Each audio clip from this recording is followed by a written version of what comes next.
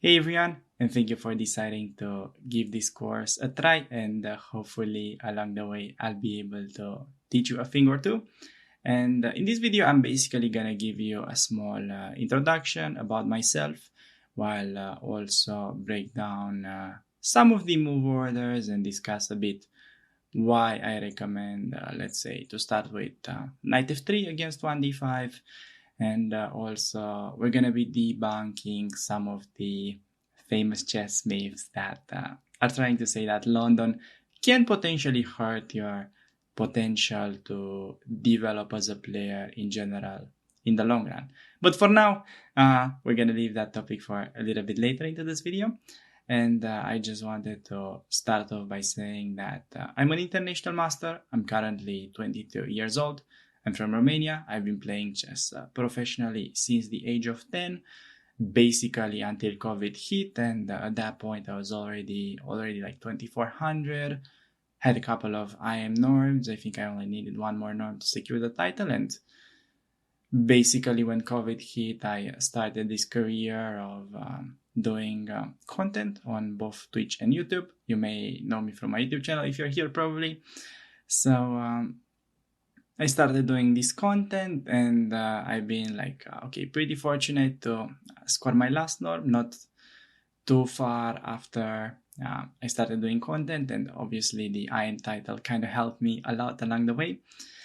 And basically nowadays I sort of paused playing OTB chess, and I'm just either doing coaching or this kind of videos that you see, streams and courses. So it's basically my main area of expertise nowadays in trying to help others improve, and I already have a lot of experience working with other students. And in this course, I'm going to be sharing all of my feedback that I got in, let's say, like the last 2 to 3 years from working with players or below. Okay, not really going that far to say players of all levels, but I've worked with a lot of players between, let's say, 0 to like 18 to 2000 rating, and we've been discussing many perspectives of the London system. And I think I've got a pretty good feeling of what people tend to overlook in general, and that's what this course is gonna be about quite a lot. You'll see that all the time I'm gonna focus on how to exploit these common mistakes that the lower rated players do. And basically, I think one of the main assets of deciding to go with this course in particular is the fact that we have this kind of noob theory. I like to call it that way. It's basically opening theory that I figured out it gets played a lot at the lower rated levels. I've been able to develop this theory by working with a lot of students along the way, plus also analyzing the online lichess database in great depth and notice what people play in general. So I think most London system books will just tell you the main ideas and critical tips and tricks whenever opponent plays, let's say, like a super standard opening. But the problem is that, let's say, if you're below 16, 1700, you may never run into those actual lines.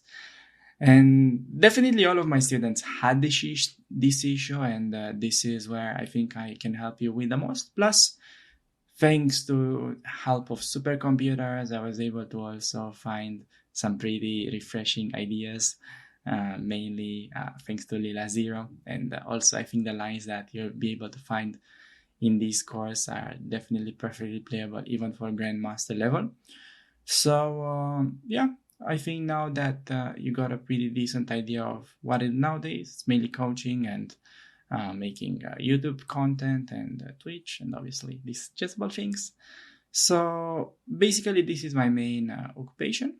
And with that being said, I think we can now move on to some of the critical move orders, and then we'll need to start discussing about these kind of myths that you'll hear around the internet, let's say. So first of all, after we play the move d4, let me also quickly have a look if the board is synchronized. Yes, I think it should be making the moves. And after d4, it's basically two main moves that black can go for. And the idea is that they can most of the time start with putting the pawn in the center.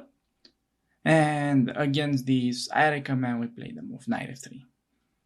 And this is gonna come a bit as a bit of a shocker to most of you, because I know as a thing that everyone starts the London by playing bishop to f4, no matter what. And before this discussion becomes too confusing, let me explain some of the key ideas that why I prefer the move knight f3. So, first of all, to sum things up, I would say that after bishop f4, c5 could be a pretty annoying move, and the only way I would personally play this as white would be if I have to go for the interesting gambit connected with e4, which have been popularized by Andrew Tang, has been out there for a while.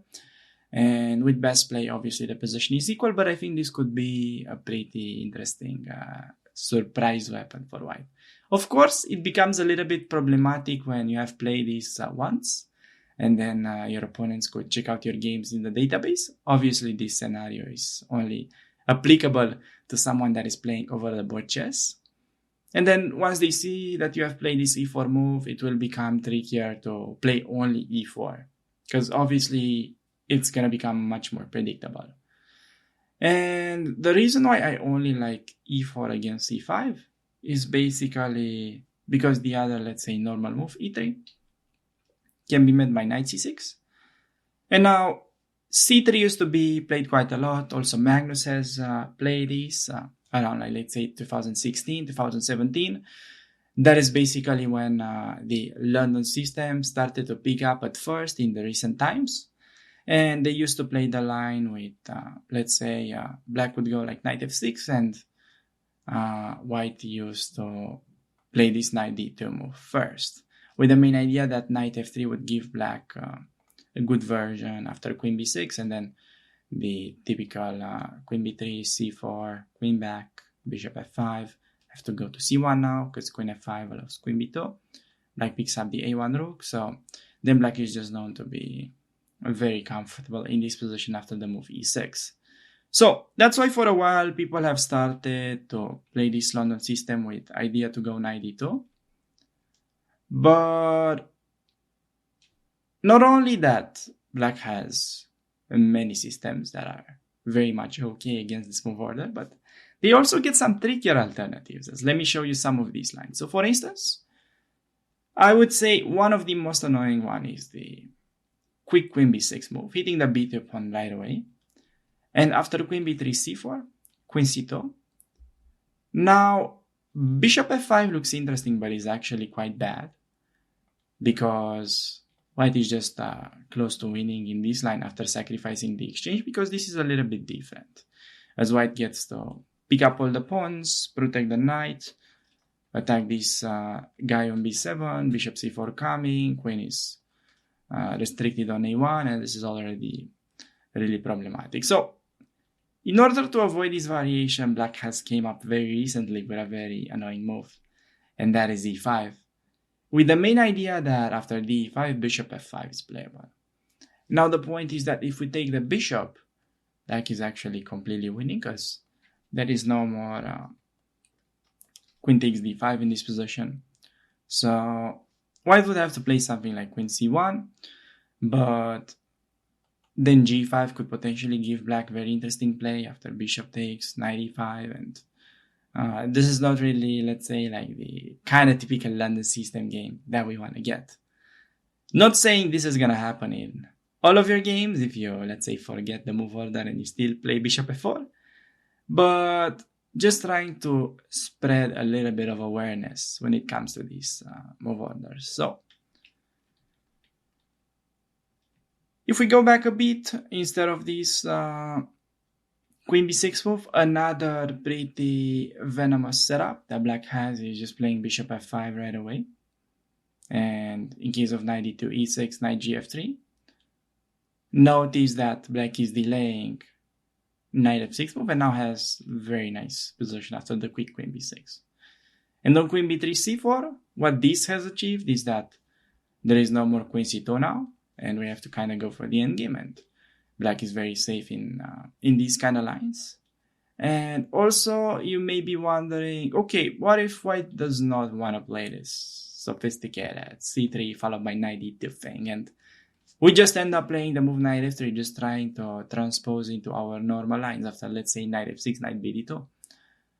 So that is a very legit question, first of all. But in this position, black would also get additional options, such as, for instance, after cd4, ed4, they could delay development of that g8 knight to f6. And one simple line could be bishop f5, c3, and after e6, queen b3 would be the way to go for us. Otherwise, we can't really be ambitious. Sure, it's playable, just play knight d2, bishop e2. It's kind of a playable game, but that's not how you fight for an opening edge. So queen b3 would be the move. And after queen d7, knight bd2, notice that black has an additional option. Instead of developing the knight, to play the f6 move. And this pawn storm on the king side could be potentially very annoying. So notice that this only happens because black is able to delay the knight f6 move. And for this reason, we're starting with the second move, knight f3. And basically, we're forcing them to commit to knight f6. And then we're going to be developing the bishop. So now after c5, e3, knight c6, let's say, and knight bd2, important move. Explaining this later into the video quite a lot, but also will give you a bit of an insight now that we have just crossed this position. So the point that I'm trying to make is basically you've seen that the pawn storm was a thing in the previous line. Now that the knight is on f6, there will be no any f6, g5, h5, as in the previous line. So this is one pretty subtle but important difference that there is. And for this reason, if you want to really play bishop f4, you should be ready to meet c5 with e4, in my opinion. This is not part of the course, at least not yet, because knight f3 is the main move.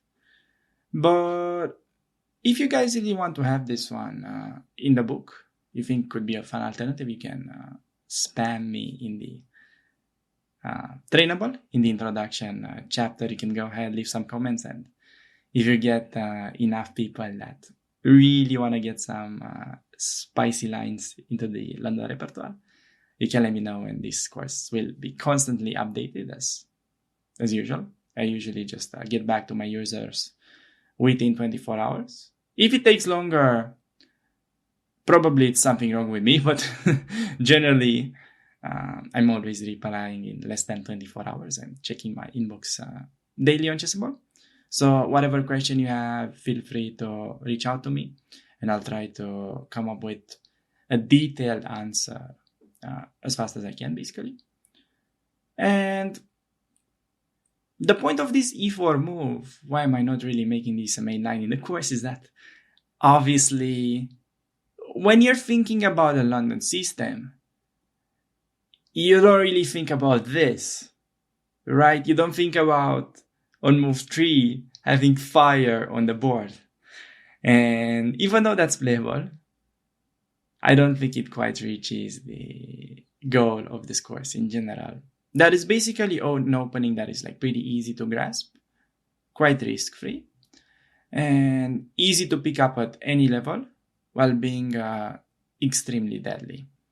So that is, I think, quite a good enough summary about this d4, d5, why we play knight f3, and then just because we have came across this position after e3, knight c6, and knight b2, d2, this is gonna be our main move order against the c5 main lines. And by the way, if let's say you are rated below 1700, this should not really be your main focus in prep, because this only starts getting played by, let's say, more experienced players. If you're a beginner that's just trying to pick up this course, your main focus should be the Chigorin defense. When black plays this setup, you're gonna run into this in basically 80% of your games. You have to trust me on this one. I've practiced it myself. I've done a YouTube rating climb, playing all these kind of lower rated guys, and also from my students' experience, they just get to play this knight c6 move all the time. And now if we come back to c5, knight b to d2 is important because, as we discussed it earlier, c3 would transpose into a position where queen b6 gives black just a great version, because queen b3, c4, queen c2, bishop f5. We have discussed this. We can't take the bishop because they take on b2 and we lose the rook. And if we have to play queen c1, black is simply very comfortable. So this is sort of the new trend in the London, and the only ambitious way to play it, by going knight b d2. And the idea now is that against queen b6, we have an additional option to go d takes on c5. And if they go for the simple move, we can go a3. Simple plan to go with c4 followed by b4 with pressure on the queen side. And if they're going for the more double-edged lines, white is getting a very interesting gambit after bishop b5 and short castle. So just to give you a sneak preview in the Alpha Zero pawn sack, which is one of the new lines that has been discovered, and it really makes the London system better than ever, basically, is that after e6, we castle, black plays bishop e7. This is the main line. And now white has this very interesting pawn sacrifice with e4. And after d takes d4, the point is to play knight c4, leaving the f3 knight unfree, but taking away the square that the enemy queen had. So after pawn takes on f3, we could go rook b3, and we end up winning black's queen, basically. So this is just a funny trap that will arise in the course. So basically, it's kind of refreshing the whole theory, thanks to the c4 push that has been recently discovered. So already went a bit too much into theory, just give you a sneak preview into the c5 lines, and there's like one more important detail that we need to discuss. And if it's, well, what if they develop the knight first? Why in our course do we start with bishop f4 this time? So basically, I would say it is not such a sensible topic at this point against knight f6. I think both moves are very playable. It very much depends on what you want to be playing, because after bishop f4, if black goes g6, and let's say you want to be playing the Jobava London, here you can get a great option with knight c3. This is not yet part of the course. My main recommendation against the King's Indian is to play knight f3 and then go for a positional underrated setup with c3 castles and knight b d2 with the idea to break with e4. But in the future, I think we're going to be seeing this knight c3 move as an alternative to the King's Indian, because I think it's very viable. It also fits our move order, and I think it's nice to have one positional and one aggressive line in your repertoire. So first of all, by playing bishop f4, you keep these ideas of going for the Jobava London later on. And also, if black goes c5, trying to get into some weird positions, instead of g6, if they go c5, trying to deviate from our London, we can play the move e3. And what will happen in a lot of your games, basically black will just give up on. They'll try to get into like the Benoni or anything else, and they could play d5, and we just get back into the standard London system game. So definitely what is a bit more annoying for us when they're going for this, I would say queen b6 lines could be potentially annoying if your opponent knows this variation very well. And okay, we've covered all like the knight c3 critical lines arising, but okay, with best play, black gets close to, yeah, it's basically close to a draw. I'm not gonna try to hide the elephant from the room here, but you'll see that after queen b2, knight b5, there are like some super complicated lines where black is down a queen, but they do keep enough compensation and position should be equal. So if you know for sure, you've seen in the database your opponent plays this quite a lot, then against these kind of players, you could potentially start implementing the second move, knight f3 move order. Because now if they try out c5, you can play d5, and there is no longer queen b6 because pawn is protected, and that's not effective, and you can just continue with knight c3 and e4, and basically this way you just avoid their kind of trickiness. And also basically after knight f3 you just get to play otherwise bishop f4 on the next move and get back into the London. So here it's basically up to what you want to go for. In the course I mentioned that I haven't really recommended knight f3 because of c5 d5, and black has another line to go for b5 basically. And okay, if you want to play this, you should definitely be aware of this move, and we could perhaps add a few trainables as an alternative later on in the course in this line as well. It's definitely something that I'm having in mind. This is obviously just something extra in the course, like everything that I did is very well mixed together. You have lines against everything. This is just later on to sort of diversify your repertoire, and it's something that I'm constantly gonna keep an eye on improving. So okay, that's basically it about knight f3 bishop f4. That is my perspective on it. I think we haven't missed any details, and there's one last thing that I think maybe you could be wondering, and what if after knight f3 they're going c5 regardless? So this is again another bit of annoying line for us because we can't really get it back into the London system, but I recommend we go for dc5 against the Tarrasch, and I think white is definitely keeping a very interesting play. Okay, the line is equal with best play, but I think there are some really interesting traps that we could potentially go for in these variations. As for instance, if they play like the most common move in online chess is knight c6, and we can go for like sort of a deadly e4 move, and a lot of these kind of interesting themes. So with that being said, I think we have covered all of like the critical move orders, and now let's discuss a little bit about these kind of myths that we have in chess. Okay, you'll see many different opinions on the internet. You don't really know what to believe, who to believe, because there are a lot of players out there that have this kind of mentality that they're saying basically, if you want to be ambitious about chess, you can't be playing the London system. There's no way you can get good at chess with the London system. Sure, you may be getting a win or two, but if you're looking for long-term improvement, the London system is not the way to go.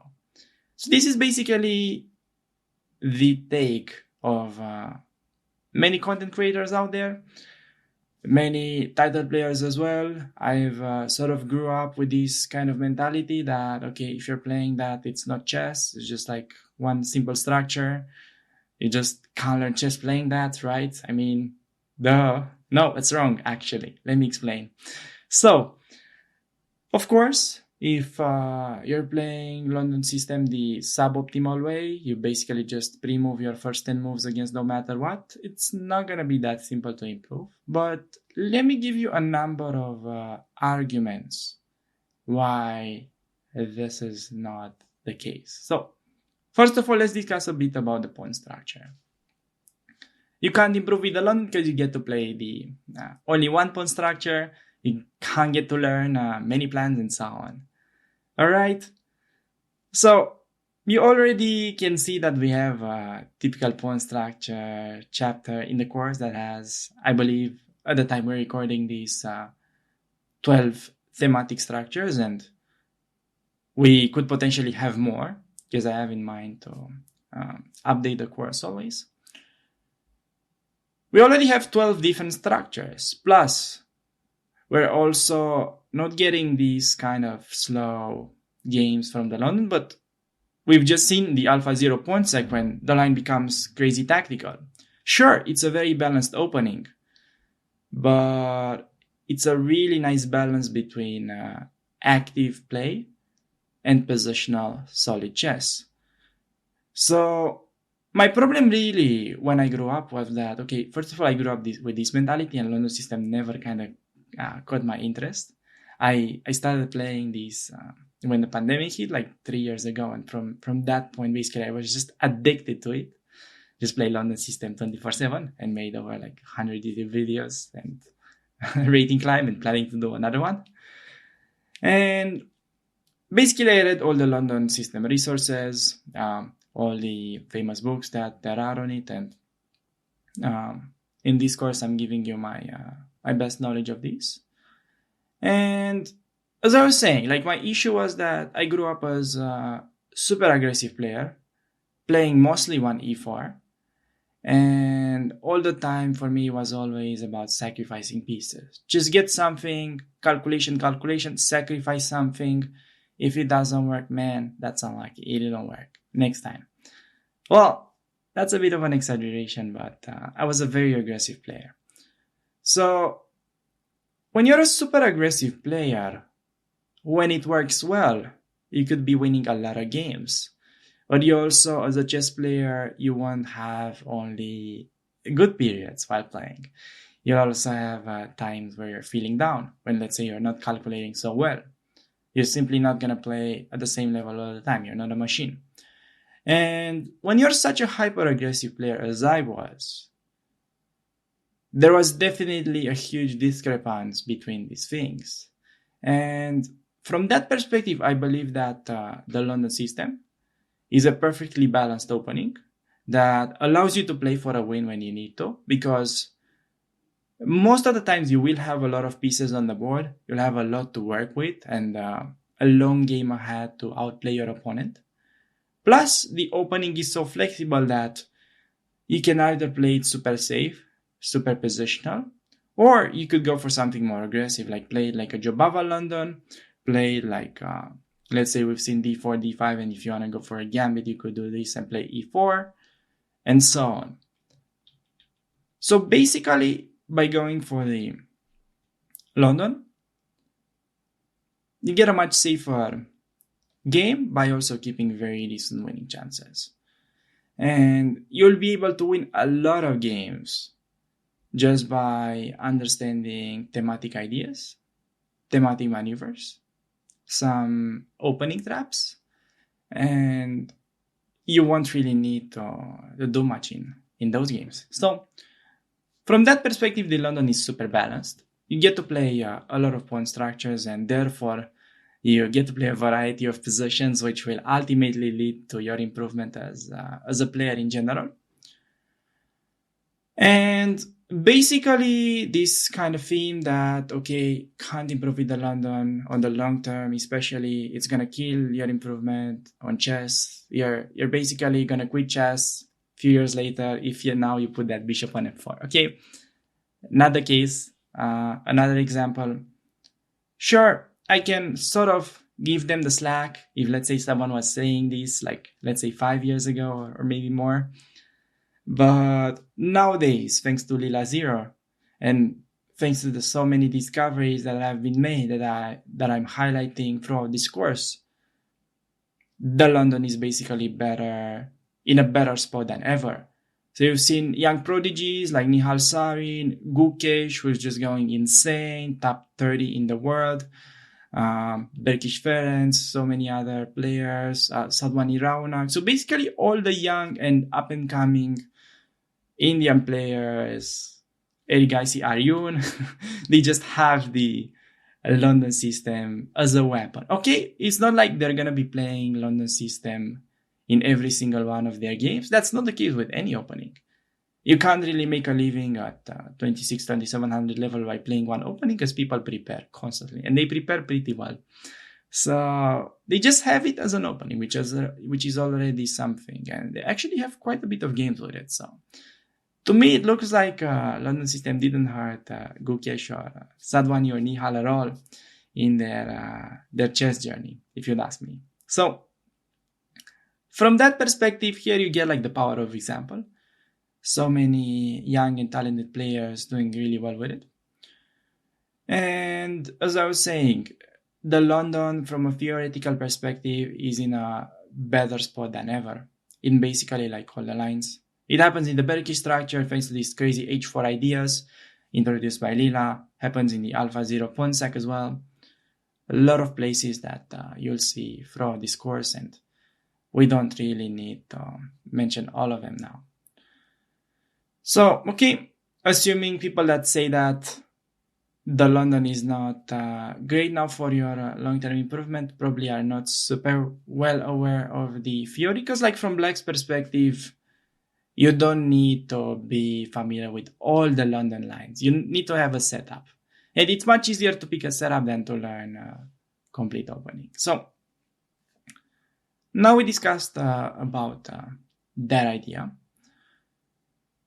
And yeah, London is better than ever. What else do we have about these kind of myths? Okay, maybe there is a discussion going on about the fact that if you're playing the London, you can't improve your tactics.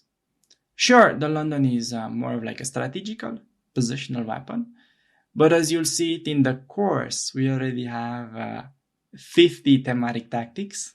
And there could be way more. That is just for starters now.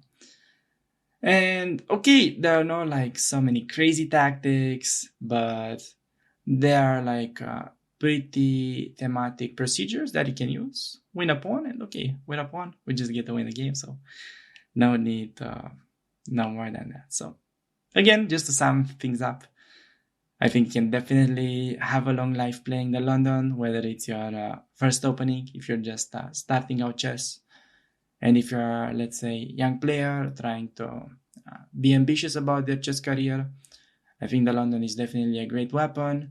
One of the pros is that basically you get a sort of a world-class repertoire within 400 trainables. That's all you need to know with the white pieces.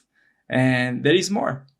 Because I'll give you a bit of a secret that it was not really meant to be part of this course, but London can be also helpful against any non-like E4 openings. Because if you know to play the London system, you can basically get to play it with the black pieces as well. If let's say they play any other random stuff that we know it happens in rated games. So just to give an example, say they play the Reti. Okay, fine for us. We can just get to play London system, go e6, d3, make a square for the bishop, and just get thematic ideas. So you can literally do this setup against any non-e4 opening. And within 400 trainables, you've got a repertoire for white, a repertoire for black against any non-e4 opening. And okay, next thing that's left, you need a weapon against 1e4. But that's it. I mean, you basically just get a complete repertoire with 3 openings, let's say, which is like really insane, because we know that chess is especially really hard because you need to get down the theory part. And I think you could do it very effectively with the London. So, yeah, I think that basically debunks all the London system myths that are out there. If you have a different opinion, I'll be happy to discuss this with you in the comments. So again, you can let me know in the commentary section of this introduction chapter. I believe there should be a way to do that at least, or you can message me in private. And hope we also made clear why we start with d4, d5, and knight f3 here, and why with bishop f4 against the other one. So with that being said, I'd like to thank you for making it this far into this longer introduction. Hope this answered some questions, and looking forward to see you make progress with the course. Take care.